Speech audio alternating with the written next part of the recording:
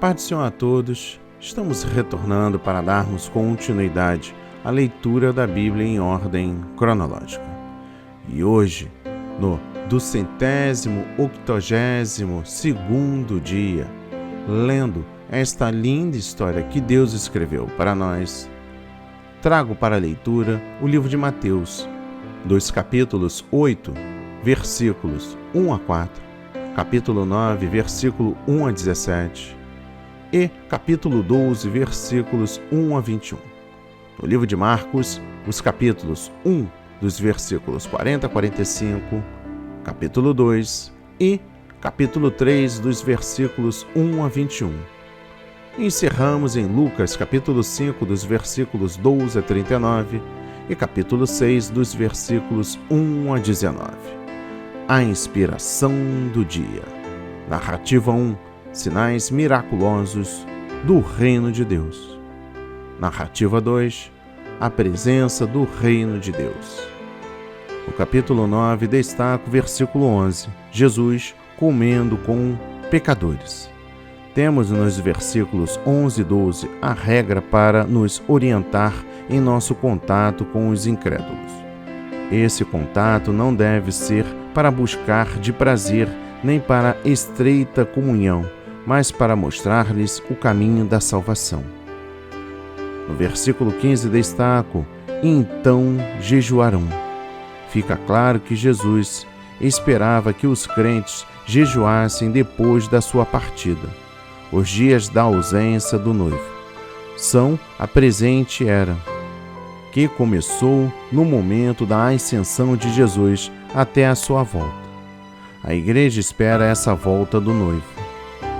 O jejum, nesta era, é, portanto, primeiro, um sinal do anseio do crente pela volta do Senhor. Segundo, uma preparação para sua volta.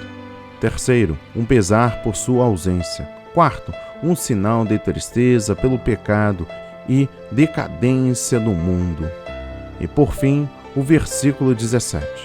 Vinho novo em odres velhos.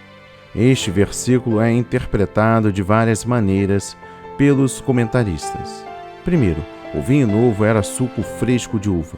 À medida que ele começava a fermentar, os odres novos, feitos de peles, esticavam-se sem se romper, ao passo que, se fossem odres velhos, se romperiam.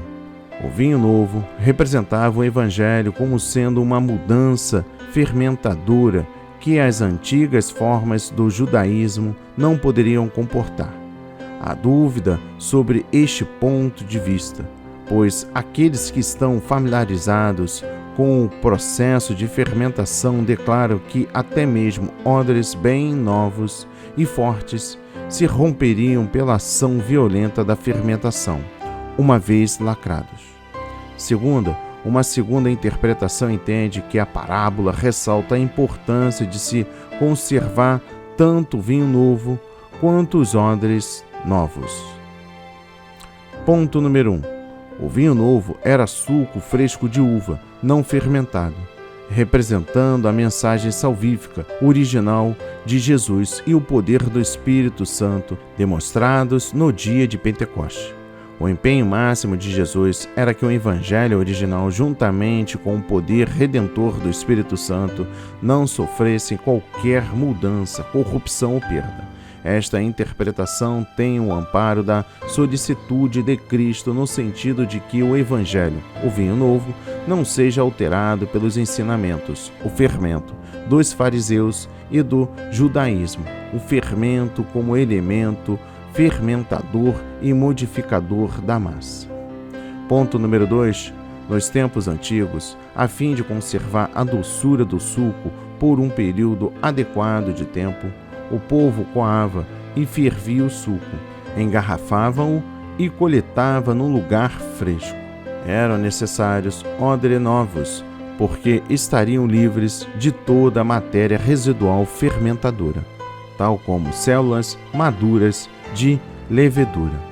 Se colocado em odres velhos, o vinho novo começaria mais facilmente a fermentar por causa dos resíduos fermentadores existentes nos odres.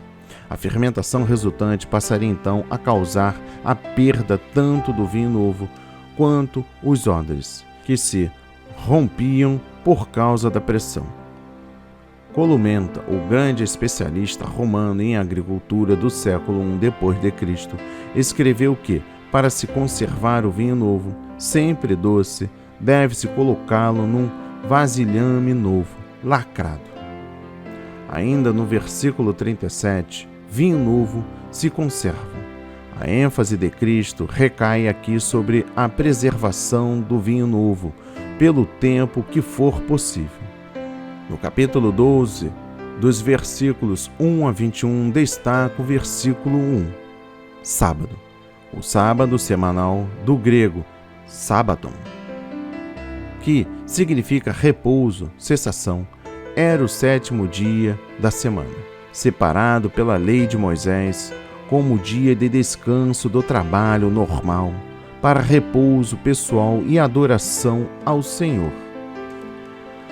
Para o cristão, o sábado judaico já não é obrigatório. As exigências cerimoniais da lei foram canceladas na morte de Cristo. Além disso, o sábado, como dia fixo semanal de descanso, foi parte do pacto entre Deus e Isaac somente. Os cristãos observam o domingo como dia de repouso semanal e adoração ao Senhor. É o dia em que Jesus ressurgiu dentre os mortos, sendo chamado no Novo Testamento de o Dia do Senhor. Uma vez que o cristão não é mais obrigado a observar o sábado judaico, ele tem fortes razões bíblicas para dedicar um dia em 7 para seu repouso e adoração a Deus.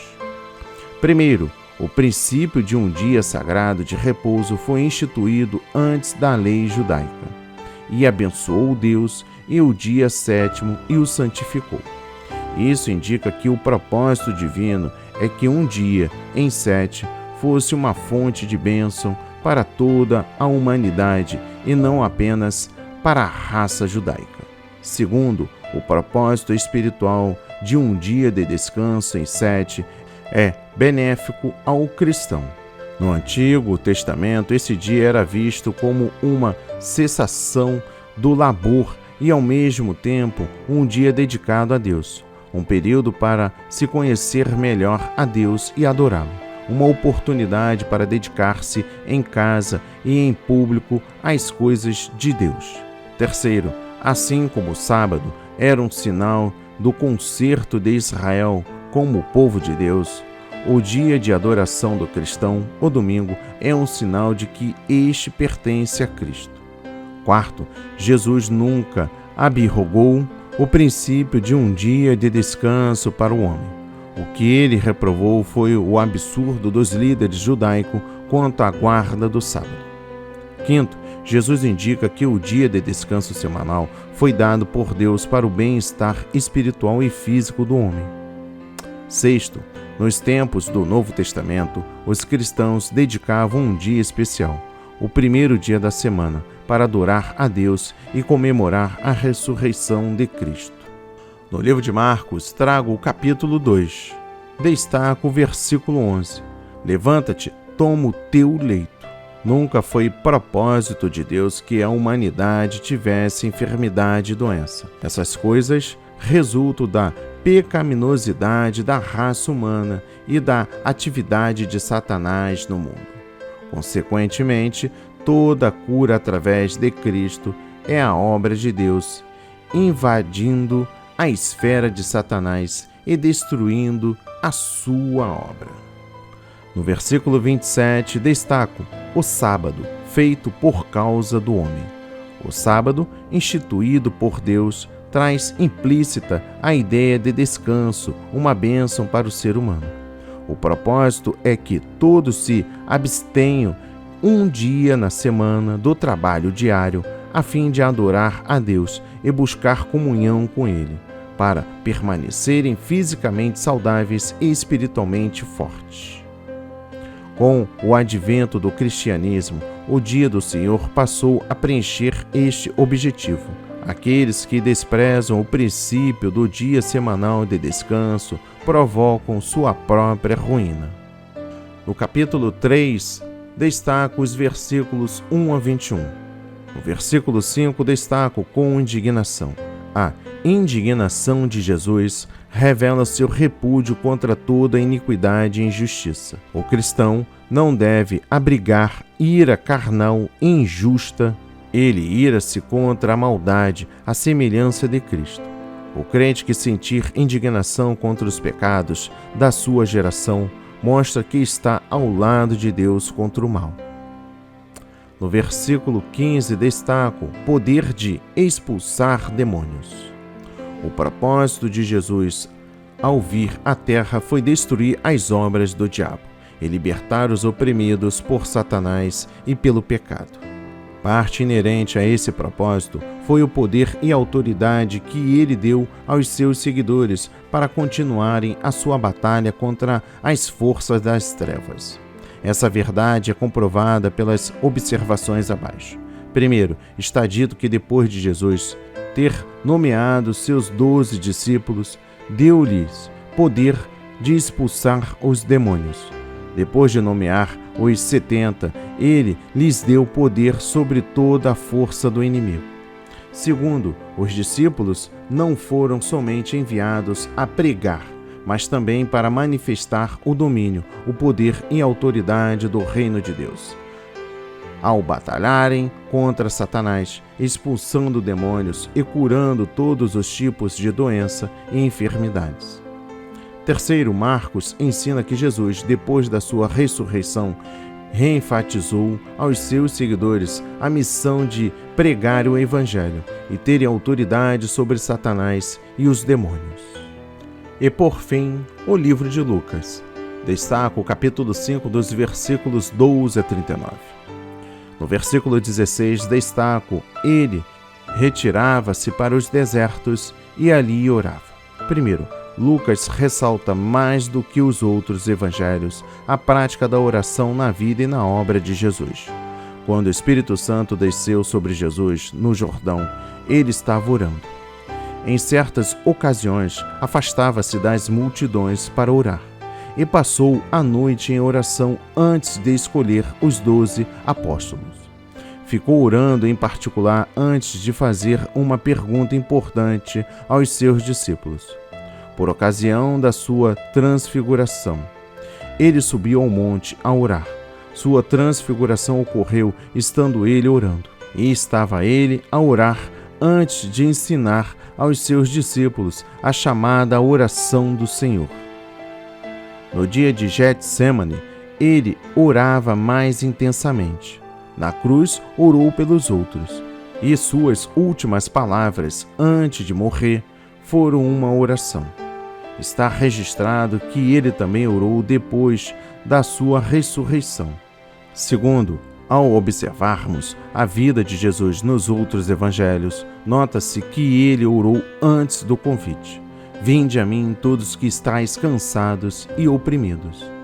Ele orou junto ao túmulo de Lázaro e durante a instituição da ceia do Senhor. No versículo 18, destaco: transportaram um homem paralítico. Os amigos do paralítico tinham uma grande fé em Jesus para realizar a cura, pois estavam resolutos a levá-los a Jesus. Nós também devemos ter fé em Cristo, ante as necessidades dos nossos conhecidos. Devemos também aproveitar todas as oportunidades para trazê-los a Jesus. O Espírito de Deus proporcionará essas oportunidades se realmente desejamos levar outras pessoas a Cristo. No versículo 22, destaco Jesus conhecendo seus pensamentos. Todo crente deve saber que Deus conhece e sempre está avaliando todo o nosso pensamento, desejo e imaginação. No versículo 24, destaco o Filho do Homem. O Filho do Homem é a expressão predileta usada por Jesus ao referir-se a si mesmo.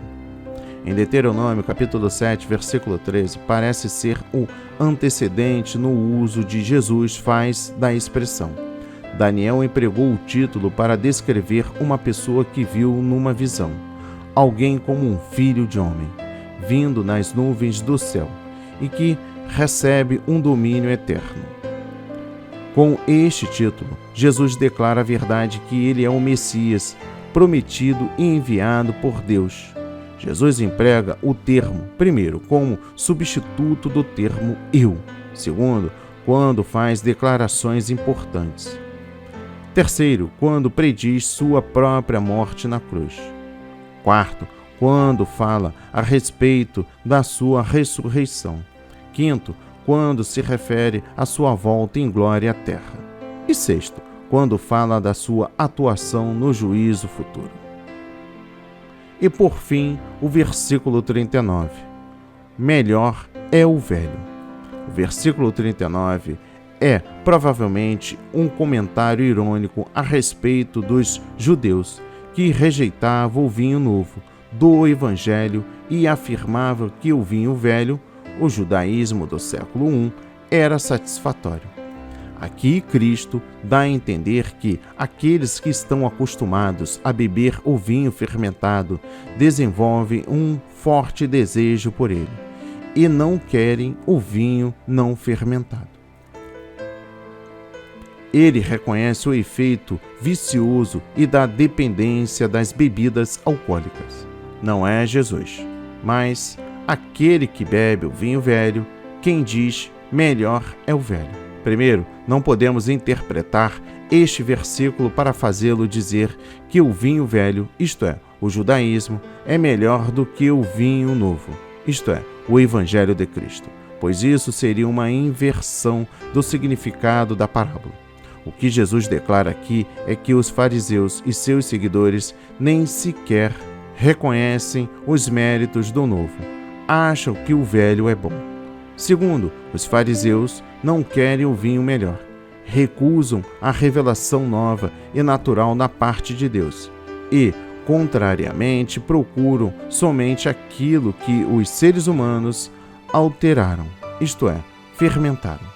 Mesmo assim, para aqueles que aceitam a Jesus, o suco fresco e novo da uva, o Evangelho, é preferível ao vinho velho, fermentado, a religião farisaica. E encerramos a leitura do dia no livro de Lucas, capítulo 6, dos versículos 1 a 19. Dos versículos 2 a 10 destaco Jesus e o sábado. Embora os fariseus acusassem Jesus de violar o sábado, ele, na realidade, apenas não observou a interpretação exagerada que eles davam a respeito. Jesus declara que a observância do sábado não deveria transformar-se num ritual mantido à custa das necessidades essenciais do homem. Cristo é o Senhor do sábado. No entanto, fica o conceito de que o trabalho diário deve ser interrompido um dia na semana para buscarmos a Deus, reconhecendo que Ele é o Senhor da totalidade da vida. Outro sim, as palavras e ações de Jesus aqui ensina-nos que o dia do Senhor deve ser uma oportunidade de buscar e ajudar os necessitados, no âmbito espiritual e no físico. No versículo 12 destaco: passou a noite em oração. Constantemente, Jesus procurava estar a sós em oração com o Pai, principalmente nos momentos de grandes decisões. Primeiro, uma noite inteira em fervente oração dará resultados surpreendentes. Depois de passar aquela noite em oração, Jesus escolheu os 12 para serem seus apóstolos. Curou muitos que estavam enfermos e pregou o seu sermão mais conhecido. Se Jesus, o perfeito Filho de Deus, passou uma noite toda em oração ao Pai para tomar uma importante decisão, quanto mais nós, com nossas fraquezas e nossos fracassos, precisamos orar muito e cultivar uma íntima comunhão com o nosso Pai Celestial. Segundo, observemos que foi oração a Deus, isto é, a oração de Jesus tinha endereço certo. Muitas orações não são respondidas porque não têm o destino certo, estão com o endereço errado ou não têm endereço nenhum. Que a palavra de hoje toque o seu coração, transforme a sua vida para a honra e a glória do Senhor. Leia a Bíblia diariamente, pois este é o verdadeiro canal que se aprende, conhece a verdade e ouve a voz de Deus. Amém e graças a Deus.